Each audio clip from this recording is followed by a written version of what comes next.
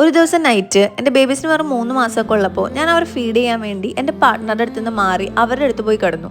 അന്ന് ഞാൻ അവരോടൊപ്പം അറിയാതെ കിടന്ന് ഉറങ്ങിപ്പോയി. നെക്സ്റ്റ് ഡേ മോർണിംഗ് എണീറ്റപ്പോൾ ഞാൻ എൻ്റെ പാർട്ട്ണറുടെ അടുത്തല്ല ഉള്ളത്, ഞങ്ങൾ ഇത്രയും ഡിസ്റ്റൻസിലാണ് ഉറങ്ങിയത് എന്ന് ഓർത്ത് എനിക്ക് നന്നായി സങ്കടം വന്നു.